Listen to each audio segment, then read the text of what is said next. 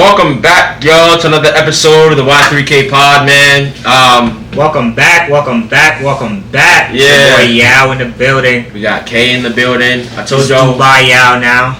Yeah, I told y'all. I apologize for not having any episodes. I think like the last 2 weeks or like last week. Been out the country. This man decided to go on vacation, so we just didn't post. So if you have any issues, blame him. But I'm back now. Yeah, man. I'm ready to record. How you been? If anybody knows how you can record, what's it called? Remotely, and we don't have to be at home to record, and I can do it from where I am, and he can do it from where he's at. Put us on. But as always, make sure you like, comment, subscribe. Love y'all. Share. Yeah. Especially. All right, bro. You got the floor. The floor is yours. The floor is mine. Well, I'm gonna start with what I've been talking about the whole past weekend, which is Man United. You're gonna start with Man United? Yeah. Shit, I think we should have started with Chelsea. No cap.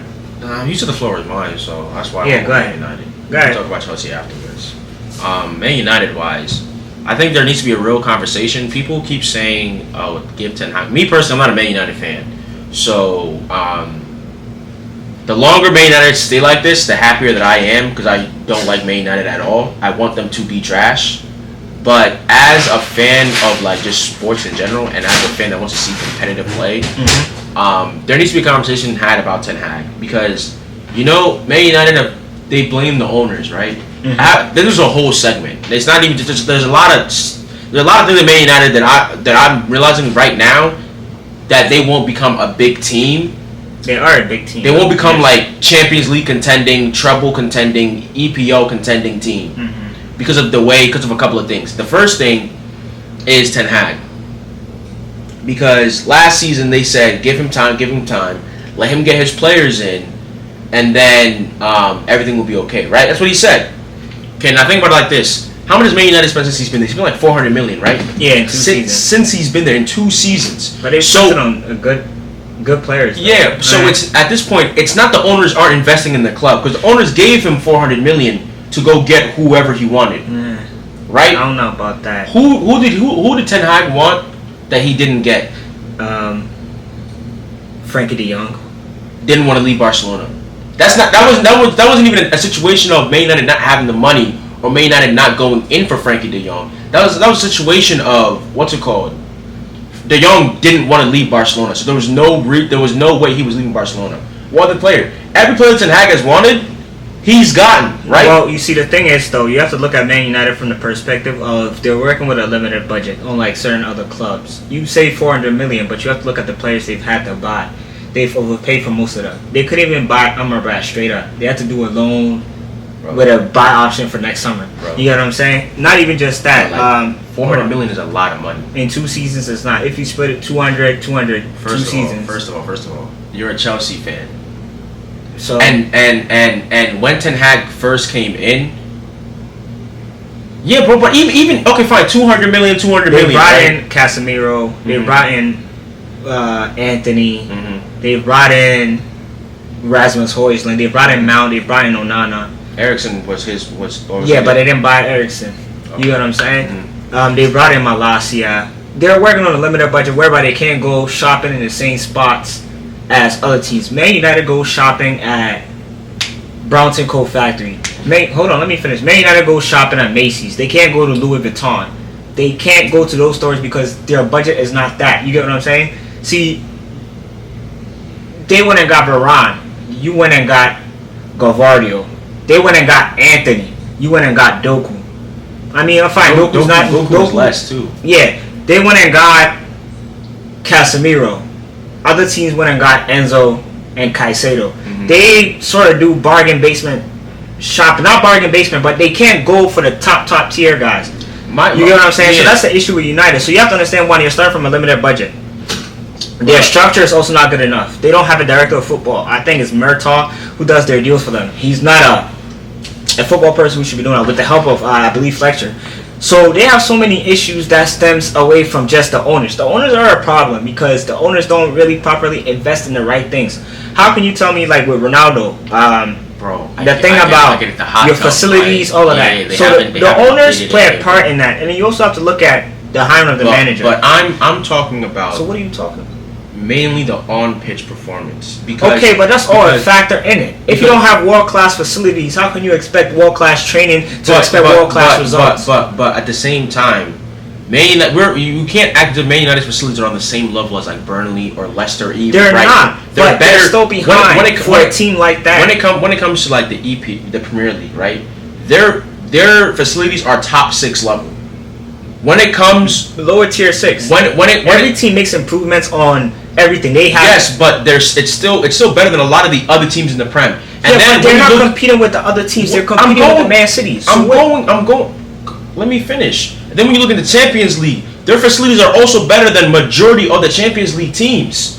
Again, at the same time, you can't use. Your competition may be Real Madrid, right? Barcelona's competition is Real Madrid, but Barcelona don't have the spending capacity of Real Madrid. They don't have the spending money. You spend just as much as Madrid. Of Real. No, we haven't. Yeah, you do.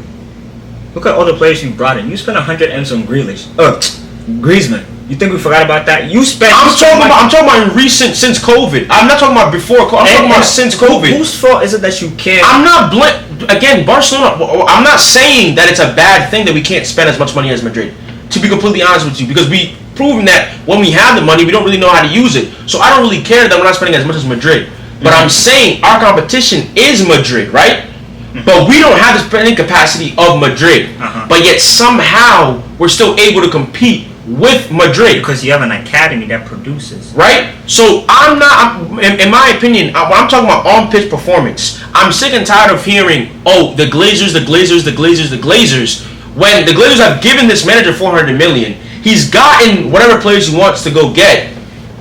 And because I asked you, what player has come out that he wanted that they didn't go and get? I told you, Frankie was the biggest target. If you had thrown the right amount of money, Barcelona accepted it. Frankie didn't want to leave. Accepted, like you see how Brighton accepted Liverpool's Liverpool's transfer offer for Caicedo. They never did that. That we've agreed terms with Man U, so they have to negotiate with the player. The player didn't want to come. Fine case, whatever. But that's one player they chased after that they didn't get. Another thing I can also mention with Man U is that I think the talent ID of Ten Hag is next to none. The players in which he recruits, it doesn't make sense to me. He only recruits players that he's either coached or played against. Do you get what I'm saying? It's kind of weird. And then again, that's why I said it also comes back down to who's at the top of the food chain making decisions for them, right? Man U is not a well-run club, in my opinion, anyway. And people will be in the comments and be like, oh, you're a Chelsea fan. Look at your club. But when you speak the truth about certain clubs, that is the fact. They're not a well-run club. I know what a well-run club is, and I know what a not well-run club is. So I'm a supporter of a well-run club, and I'm also a supporter of a really not well-run club anymore, in my opinion. And Man United, in my opinion, is run like Man U is closer to Barca than they are. It's not City run as well as Barca, in my opinion. I think Barca's run in recent time. It's being run better than Man United is being run right now. I don't know about that. Because they've gotten Anthony for $90 million. And overpay. And the guy doesn't do anything. And then... So I was talking to Mike yesterday, and he said his best attribute, which was pretty sad to me, is his defensive attribute. They bought a defensive left winger. You see, that's the issue I get. And then we can get into the thing. I don't know, did you see the thing with Ten Hag and Sancho? I was gonna get into that too, because every player that Man United has gotten in recent memory seem to just get worse. Or they don't improve, or they don't do anything. And my thing, I was telling Shad this. We were talking in the group chat. I'm like, at what point do you stop blaming the players and start looking more at something else? Because it's not as if like Sancho's thing. The structure of the club stinks. That's the issue with them. But how you like? My thing is, I'm looking at the on-field. I can because we've seen managers come in and do well despite the structure of the club. At what club? Remember have done well? Chelsea. This wasn't poorly run, but your transfer ban when Lampard came and you couldn't get any players, and you couldn't get any players, right? All you had to use were basically your academy players, right? Mount, Abraham, Reece James. Those were your three biggest names that season, right? And you still were able to get third. When Tuchel came in and you guys were like flailing in EPL, and you weren't doing that well. I don't remember any of the cups.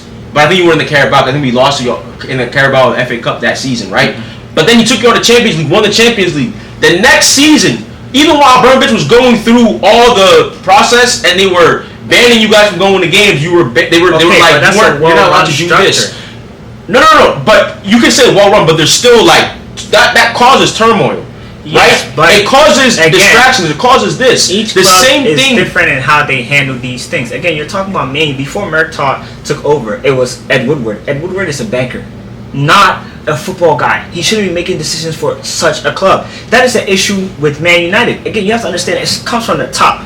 City is well run because starting from the top, right, all the way down, everybody knows their job and everybody's doing what they got to do. Pep puts out his targets. The scouts do their job well. I forgot the name of your director of football. It's like Taxi or something like that. Gigi Bergestein. Whatever his name is, bro. Yeah. Dude does a really good job in bringing the transfers that Pep wants. Man United doesn't have that structure. Chelsea's trying to build that structure. That is why there's a lot of turmoil there. It all comes down to you have to my thing is understand. you keep saying targets, but the only target Ten Hag didn't get was the one player that didn't want to leave. But we don't know. Again, what you have to understand is that we don't know who the number one target is. Just because they got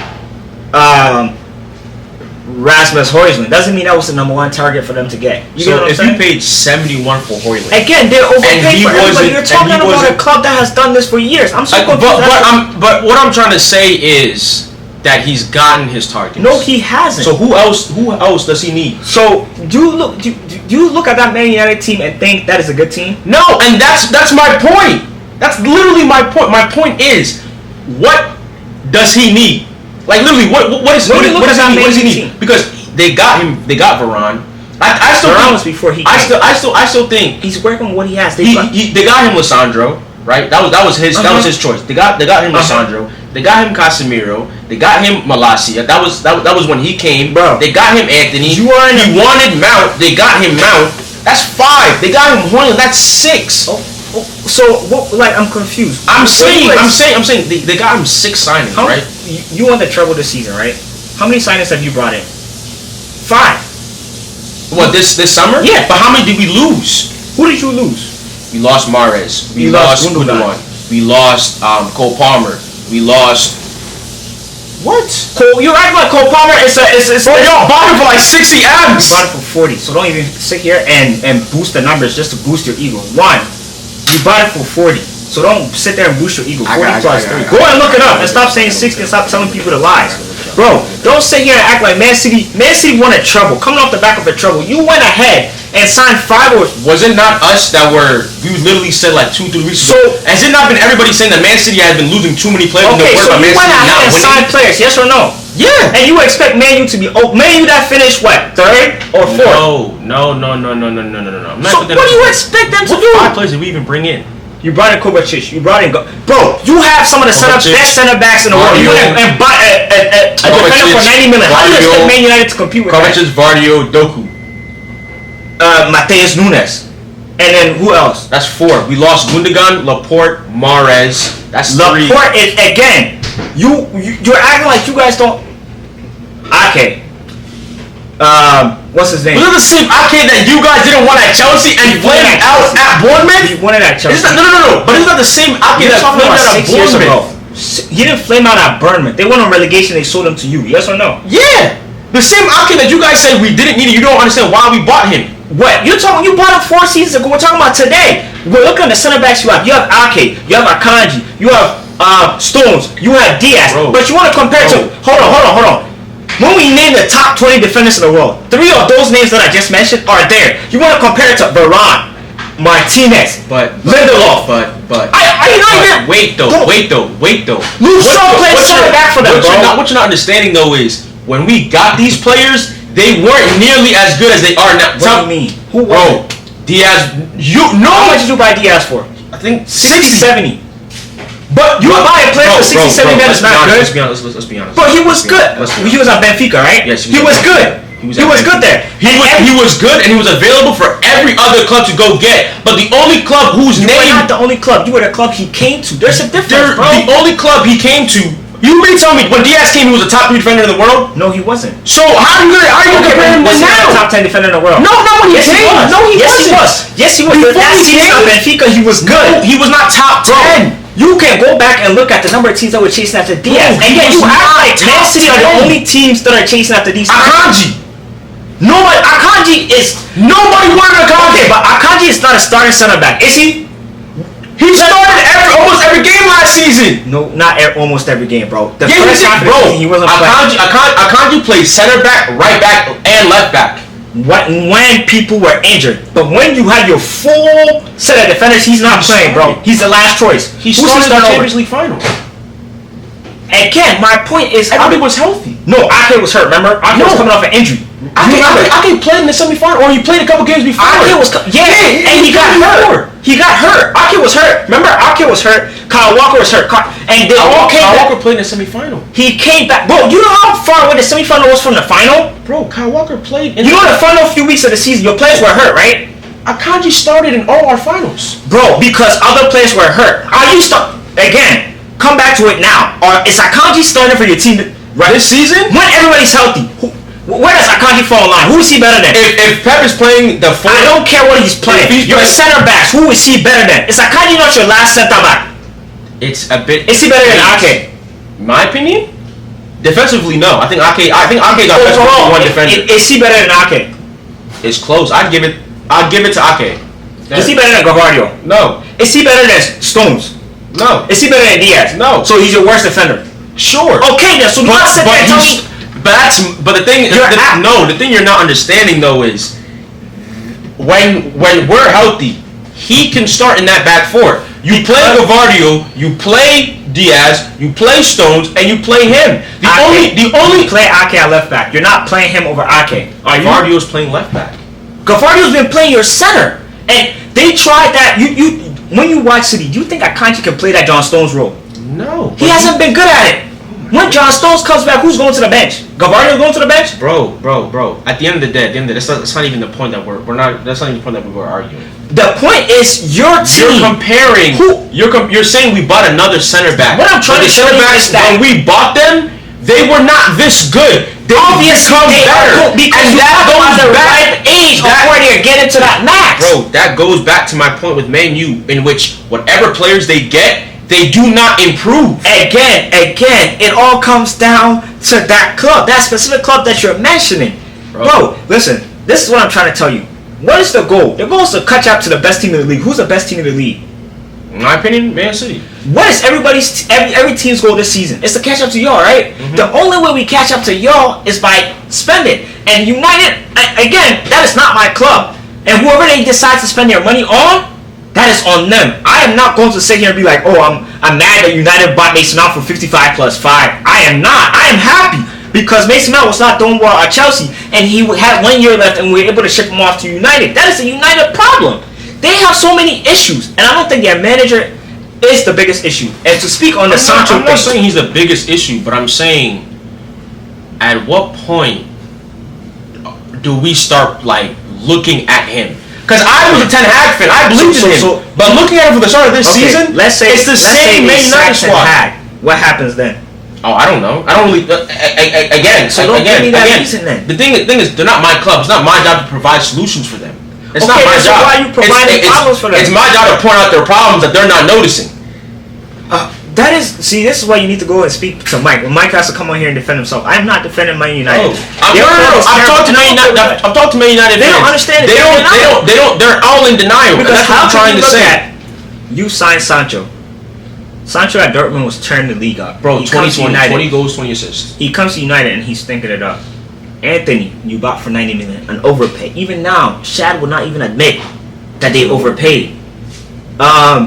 You ruined the career of Donny van de Beek, who was really good at Ajax. There's so many players. Martial. For some reason, he gets hurt all the time. What is going on over there? Another thing I don't understand is they seem to think that Rashford is the best player in the world. Rashford is going to improve. I'm sorry to tell you guys. He's an academy player. This is as good as Rashford's going to get. He can get better. That is definitely true. He can get better. A player is always open to improving. He's not that old. The guy's like 27. Okay, He has what? Let's be honest. And he's a winger. Say he plays till... Bro, what the hell? Say he plays till 32. He has, what, 7 years, 6 years to improve? That's 5 years. 5 years, and you don't think he can improve at all? He can't go I'm not saying I don't think he can. I don't think he's going to. He is going to. Because this is the same Rashford we've been seeing for the past 2-3 seasons. I mean, it's not. The season before this, he was trash. Was he not? I'm talking about when he's at his best. This is at his best. I don't think so. It's been the same Rashford. I don't think so. How? Because one thing, the thing that I thought could maybe make Rashford better was if he was able to transition into a striker again, right? Because what do they say about wingers? He's not a striker. Wait, stop that. I'm not saying he's a striker, but I'm saying the ability to be able to play striker he can't prolong. Bro, there's no reason to. You see, that's my issue. There's no reason to say certain things that he can't do. Do you think Rashford could play as a striker? So you're telling me he came into the Premier League as a striker. That was a position that he played, that he broke into the team with, and then he started playing winger. But now he has no ability to play striker at all. You think he can improve, right? You think he can improve, but you don't think he can find the ability to be able to play striker? What is Rashford's best ability? His pace. Okay, what the fuck, bro? How does Rashford benefit off that pace when he's on the strike? What does he want to do? Take man on, right? And then cut inside. Yes or no? Yes. That's what he does best. So why would I put him my striker? And when they started off the season, what was Rashford playing this season? Striker. You didn't even let me finish my original point, but go ahead, striker. Was he good at it? No. Where has he scored most of his goals? Off the wing. Exactly. So that's why I'm saying I don't think he can improve. And I don't think a player is maxed out at age 26. That is my thing. He can't be maxed out. That's when a winger's prime is, though. A winger's prime is from the ages of like 26, 27 to like 30, 31. Okay. Eden Hazard. Towards the end of his career at Chelsea, we don't even want to talk about Madrid because Madrid injuries or whatever it was. He only got better. You age and you get wiser. But Hazard is a completely different player from Rashford. Wow. Is he not a winger that improved on his game every year? Yeah, but Hazard's a different winger. Why can't Rashford improve on his game as he plays more? What improvement do you think he's going to make? Because I'm not saying I don't think he can. Decision making. I just don't think he's going to improve. He has to. It's just the evolution of football. They've been saying he's had to improve for the past 3-4 seasons, and the guy hasn't improved. Yes, he has. When he's at his best, he's been the same level of a player. So what do you think Rashford's cap is? Is this? What we saw toward the run he had last season when he was scoring all those goals, I think that's the best Rashford's ever going to get. I don't think so, bro. I don't think so. Because when I watch him play, I don't see extreme playmaking. I see a winger that wants to take people, goal-scoring winger. That wants to take people on and he wants to score goals. And I don't have a problem with that. That's good. But at the same time, I'm not going to say he's Ballon d'Or level. He's world-class level. I've never said that about because him. I don't see him. But he can play to that level because I've seen it. I don't see. We saw it against PSG way back. How many years ago was that? Okay, Tuan Zeri was still playing for them. Relax. We do the same thing with Foden, man. Okay? We do the same thing. Remember that night that Foden did this and that? We do the same thing with Foden. So Foden's like 22! Okay, but he's been playing professional football for how long? There's a difference between a 22-year-old and a 27-year-old. Somebody who's played... Foden is not a kid. In terms of football, he's not a kid. How many seasons has Foden played? So you cannot make that hold on. You cannot make the same excuse that you use for Foden. Oh, wait, Phil is going to come through. When he gets to play that midfield role, we're going to see that Foden. And you know how much I rate Foden. So for me to say this, you cannot tell me that Rashford cannot go up a bigger stage. Because Foden is not 27. Foden's not 26. Rashford is old, right? Yes, because he's played for a long time. But Rashford can still improve in that performance. So what if he scores 30 goals this season? What do you say then? Oh, let's go. This is all I'm going to get from him. No, bro. People improve. How much? Bro. Rashford is 26, 27. Foden is 22, 23. I'm not comparing them. I'm just telling you the excuses that you use for No. I don't use any excuse for Foden. Foden. Okay, hold on. Who's a better player, Foden or Saka? Right now, if I had to pick, I'd say Saka. That's cap because you know damn well off camera you'd have picked Foden. No! On your mom, Saka's better! On your mom's, you'd have Right now? Right now, as we sit here... You know where I'm going. That's why you're You're not slick, bro. No. Listen.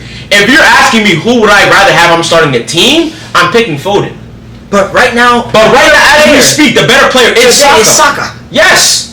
After what he did, after what he did last season, I can't deny that he's better. You see, you know exactly what you're doing. Listen, you're not slick. Listen, bro. Before you have thought about it, bro. I've thought about it. You're not slick. You're not listening. After what Saka did last season for Arsenal, there's no denying that he's a better player in his position because they play two different positions. But in his position, there's no denying that Saka is a better player than Foden. But what I've always said with Foden is, if he gets that starting opportunity to start continuing his games as we're seeing this season, he is better than Saka. He's better than, in my opinion, he's probably the best English talent to come out of England since I don't know when. And you feel me? Like let's go back to my Rashford point. My Rashford point is, because I have one more point on Man United. Then we got to keep it moving because we're talking a lot about Man United. I have one more point about Rashford. Is his age, bro? Because you guys seem to think, I even said this last week or like 2 weeks ago. People seem to think Rashford is still a youngster. He's not a youngster. When it comes to like not being a kid, Rashford is a definition of not being a kid. Bro, he's played for 8, almost 10 seasons now. 8, almost 10 seasons.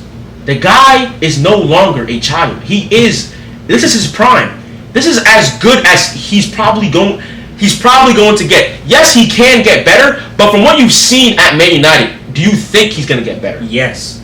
I wholeheartedly think he's going to get better. What has shown you at Man United that he's going to get better? Because let's think about it, right? I got a question for you before you even go on. You're 19 now, right? Mm-hmm. Between the age of 18 and 19, have you not improved in your life? In how you think and how you do things? Yes. Okay. As you get older, what happens? Your brain opens. The mistakes that you make at 18 is not the same mistakes you're going to make at 20. And as a footballer, certain things, what do we say about muscle memory? With football and all other sports, it's muscle memory, right? At some points. So with a player playing so much and growing up, you're going to see, like over the weekend, the pass in which he should have made, right? That people were talking about, where I disagree with how people saw it and how I saw it, right? This is what I'll say with Rashford. Obviously, he's going to get smarter. He's going to see things faster than before, and that's all part of the process. And if United is able to get somebody on the other side, right, that could cause havoc, allowing him to be free, like how Rasmus Højlund this weekend looked really good. Mm-hmm. He looked like they have something in him, right? Mm-hmm. If they're able to do that and give him the proper players in order to allow Rashford, he could probably improve on that. Is he going to? That I don't know. But can he? Yes, he definitely can. But that wasn't my question. My question wasn't can he, because I know he can. My question is he going? He has to. Now you're changing the question. No, I'm not changing the question. For his own career and for the sake of Man United, he has to, and it's expected. But do you think he's going? Yes, I think he's going. And that's my last point of Man United, right? Is Bruno. And this, I guess, you could all say, it goes back to the structure, right? They're chasing the biggest team, the best teams, In my opinion, in order for them to do that, Bruno has to do less. And I don't blame Bruno for that, I don't blame Bruno for that because the players around him just don't do enough for him to do, you know what I mean? Mm-hmm. At least at Man United. But the thing with Bruno is when I see him go to Portugal, he's the one player that can't seem to mesh. Yeah, but he stinks with. Yeah, he's the one player that can't seem to mesh with the other players, right? It seems like when he goes to Portugal, he can't dial it down and be able to he can't seem to dial down and like lessen his impact. You know, like sometimes when you see players, like one player I used was Bernardo Silva. Bruno Silva has the ability to be your main creator, and he can do it very, very well. But when he plays with Man City and he's with De Bruyne, and even last week when Foden was playing, he takes that back seat and is like your secondary, maybe even your tertiary creator. He's able to do that. But Bruno, it's like if the game's not moving through Bruno, you're not seeing Bruno's best impact. And I feel like the best teams in the world don't move through one specific player. Like even Man City, where De Bruyne is so crucial. There is times when he can have a stinker. I don't think he ever really has stinkers, but you guys think he has stinkers. He has a lot. There are games in which he has stinkers, but we're still able to create without him. There are games in which, like Barcelona, Pedri will have. My question is for. Sorry to cut you off, but for Man United, who's their? That's what I'm saying. I don't blame Bruno. I don't blame Bruno for the Man United problem, but I do believe if they were able to get like another really good creator, then they spend the money on Amrabat and Mason Mount. So again, my problem, because what I was saying is that like at Man United, I don't blame him, but I feel like it's going to be the same problem that he has at Portugal if they get another really good creator. You know what I mean? I mean, they have Bernardo, and he doesn't start for Portugal in some games, bro. Bruno comes off the bench, and you see, that's the thing I say about Man United. It all comes down to figuring out the right profiles and bringing in the right players. That's one thing City does very well. Whatever formation Pep wants to play, whatever philosophy Pep wants to That's another thing play, I want to talk about, too. Pep brings in the right players for his system. They're not going to bring in a player, just because Mason Mount is available and we think he's a good talent, he's able to we're going to bring him in. Mm-hmm. That's not how it works. You have to identify the profile that you want and identify the player that fits that profile and bring him in. Again, we don't really know what profile Ten Hag is going for, but whatever it is that is working, it feels like they have mismatched pieces. Hold on, let me finish. Right? Mm-hmm. They brought in Mason Mount. Mason Mount cannot play in a double pivot. What is the point of having him there? You play a 4-2-3-1. Where are you going to play Mason Mount? I have a question about that. Because there was a while ago, Lampard season, where you guys finished third, I think that was leading into fourth, I think. That was leading into Euros, I think. It was leading into a competition. And that was a season that Foden won, I think, Young PFA Player of the Year, and Mount also played really well. And you know how play the 4-2-3-1. Mm-hmm. You said Mount can play deeper than Foden, so you could play Mount. But then again, in that double pivot, they had Declan Rice. And not Casemiro. The thing about Casemiro is right now you can't play him as your lone pivot. You can't. No, your lone 6, bro. He's sort of old. But he's making some rash challenges too. Yeah, but one thing about Eriksen too is Eriksen is not going to put in the defensive work. Eriksen's going to give you some offensive play, and I don't blame him. He's a player that came back from the dead. So not even that. He started out as a 10. Yes, but you see the thing is he has the qualities to play as your second in a double pivot more than Mason Mount does. Mm-hmm. For me, probably it's going to have to be Mr. Defensive right winger, Anthony, who has to probably get off the pitch in order to allow somebody like Mason Mount to play on that side, or somebody like Sancho, who's going to get you at least some assists, because Anthony's not giving you goals, nor is he giving you assists. So what's the point of having him on the pitch? My other problem with Ten Hag is he's so. I guess they said Sancho stunk it up when Sancho has played, so maybe he doesn't. I don't even think Sancho has stunk it up. I don't think. Again, it comes down to giving the player opportunities. A run a game. So Mike and I argued about this for like 30 minutes a day, probably like an hour yesterday, about the whole Sancho and Rashford, the whole Sancho and Ten Hag thing. What is your thoughts on that? My thing is, before I dig deep into that, I'll rewind a little because it goes back into that. When you were talking about philosophy and system, right? I think Sancho's a possession player. When your team has a lot of the ball, and he has a lot of chances to run out of the defense and create more havoc. He's able. That's when you see his true his true impact, right? But right now, Man United seem like they're in a state of they have a lot of players that like Rashford. I don't think Rashford is a position player. I think Rashford gets his best when your team is sitting back, counterattacking. He's able to use that pace and that directness to go directly towards the goal, and doesn't have to go around or poke for holes, right? So right now, their best, and Bruno, I don't know. I feel like Bruno also benefits from that type of high-paced play, right? So right now, your two best players aren't possession players. So you can't really play a possession-based style because your two best players won't really benefit from that style. That's again why it comes down to profiles and the players that you have. And then, for me personally, to go back to Rashford, I would have sold him to PSG when they came for the 100 mil or the. I would have sold him to PSG but for the money. If you were trying to go to that position style of football, Rashford can't play. Not that he can't, but at that time they didn't have a position-based coach, right? They had Ten Hag. Yeah, but see, remember when Mike kept on saying Ten Hag is trying to move to a 4-3-3? Not Ten Hag, what's his name? They got a social was trying to move to a 4-3-3, and it didn't work out. Again, going back to that, they didn't have the right profile. Man, you always misprofiles the players that they need for their team, and that is why this international break, we decided to do this episode whereby we talk about each team and then take a look and see what we actually think each team is going to do, more than just do like a weekend review of the games that we saw. So with United, I think it all comes down to one: misprofiling. From top down, it's messed up. They don't have the right things in place in order to help their players improve, and that's what it looks like. So some players will benefit off of it, and some players won't benefit off of it. But that's my thing on it. And then go ahead. With the Sancho thing, I believe Sancho. I'm not gonna lie. That's what I because the first time when it happened last season, when Ten Hag told him to go to Siberia, the mountains and whatnot, Sancho didn't complain. Sancho didn't really say anything. He just went and did it. So I feel like that time it was true, right? Because if it's true and that's the truth, you're not really gonna complain about it. You're not really gonna say anything about it. You're gonna go and you're gonna go put in the work. But this time he spoke out, and he spoke out immediately too. So I feel like, in my eyes, I'm like, Ten Hag is looking for a scapegoat, or he doesn't want Sancho there at the club anymore. And he's using... So you see, the thing is, right, this is how I view it.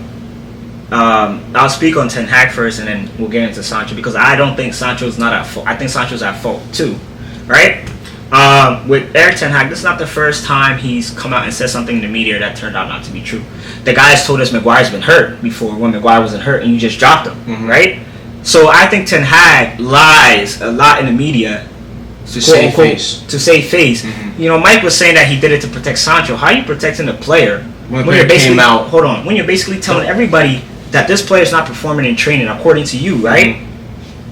And then when Man United don't do well, who do you think the fans are going to target? Who are they going to turn their hate to? The player that, according to the manager, isn't performing in training. And the guy's looking at it from his perspective, like, I come to training every week and I put in my best effort. Whether the coach agrees that's your best effort or not, that's what he thinks is his best effort. And I see a guy like Anthony, right? Not putting in any... Even if he's putting in effort at training, bro, in the games, the guy's not doing anything. According to them, Anthony's a defensive winger. That's the first time in history I've heard of a winger. Hold on. How can you play a defensive winger and then play a defensive right back on the same exact side? Again, what did I tell you about mismanaged profiles? They have mismanaged profiles. They don't have the right team. That's where you have to root certain players out and sell them. And again, United, what can United do? They can't sell off their deadwood. They can't sell off their deadwood. Nobody wants to come for their deadwood. Because their deadwood is... Because in order for you to sell... Not just because their deadwood is trash, but they're expensive deadwood. And not even that, they don't have any promise. I'm not even gonna lie. You don't... I think Wan-Bissaka, to me, has promise. He does have promise, but the issue is the amount of money I guess you pay them. Nobody wants to take on a contract. 60 for... 60, probably if you're gonna buy nobody's buying. You're gonna have to come in for like 60 million. Nobody's paying 60 million for Wan-Bissaka. I'm not even paying 30 for him. Bro, not because he's not good, but because you as Man United don't know how to evaluate your talent and put a price on it. And that's what I think is the biggest issue with them. Going to Sancho. And with Sancho, right? Bro, you've come into this team, you haven't performed and been worthy of your price tags.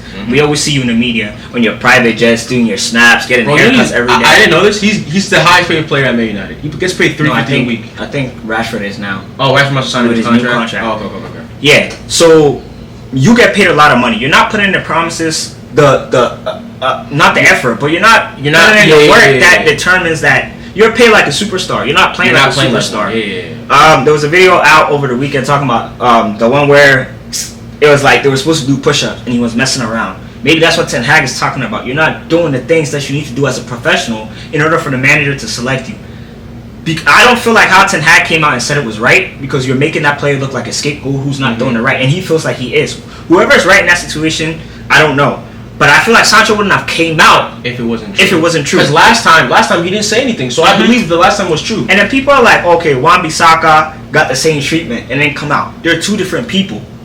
And again, the conversation the manager, whatever the conversation Ten Hag had with Sancho about him not playing over the weekend against Arsenal, obviously that was not what Ten Hag came out and said to the media. And said to the media. Maybe he went to Sancho like, yo, this weekend, I'm not going to use you. I want to rest you for our next game. Exactly. Or I want to because even international break, you can't even say that. But there could be anything that he said. Yeah. But obviously, whatever he said in the media, is not what he told Sancho. Yup, and Sancho feels some type of way about it. Yeah. But on you, Sancho, you haven't performed to the levels that determine that you are good enough. So maybe he has a point in not playing you. But you need to also look at yourself, bro, and maybe focus on different things. One thing, in order to get better. That's all I'm gonna say on that. The last thing that I will want to say about Man United and Ten Hag is, it's sort of maybe a bit about Man City too. That when you look at Man City, right, there's competition everywhere. Like nobody's spot is solidified, and for a while now, it seems like Man United's players feel as though their spot is solidified. You know what I mean? Mm-hmm. Like Anthony, I feel like he doesn't feel any competition from Sancho. Mm-hmm. I think the only spot they have real competition is probably that right back position between. But you bought a player for 90 M's. You're expecting him to be good enough. Mm-hmm. You get what I'm saying? And the player's not good enough, and his competition is not good enough. Again, together they're worth almost. You bought them for 200 M's. Yeah. You get what I'm saying? So. What do you want them to do now? Go buy another player? No. I'm not saying go buy another player, but I'm saying like because if Sancho had been good enough, there would have been no need to buy Anthony. But maybe they would have. But again, I feel like those two players are also possession-based players. They need the ball. Anthony is not though. I don't think Anthony is. I feel like Sancho is. I feel like they both need the ball a lot in order to be truly effective. Well, we'll see. On the positive though, I like Onana. I think he's been a good addition for them. Watching them play from the back this season has been better than what it was with De Gea. Yeah. So that's all I'm gonna say on that. Eriksen needs to work on his defending though. Watching them this weekend was terrible. Maybe that's why they brought Amra back. You know, I want to see how he does with that. They're probably gonna play a double pivot of him and Casemiro, or maybe give Casemiro a little break and play Amra back. Let's see how that goes. But as for now, I'm not really excited about the prospects of Man United. They're not really moving me as to how I think I had him finishing top 3 or top 4. I don't know, man. Now I don't even know. I don't know. First in the national break, I'm already making changes. Even Tottenham looks better than them. But that's another team we'll speak on in the next few days. Like the top 6, top 8 teams. Bro, we'll do a lot of teams. The teams that interest us, we'll definitely do it. Right. Whatever you put in the comments, whatever team you want us to talk about, because I've literally watched like every Premier League. Even when I was in Dubai at 3 a.m. at like 11 p.m. I was still watching games. So I'm gonna use international break to catch up on all the games. Yeah, and we'll talk about it. So it's been a great episode. Like always, make sure you like, comment, subscribe, share. Appreciate you guys. Love y'all. Love Peace you guys. Peace. Bye.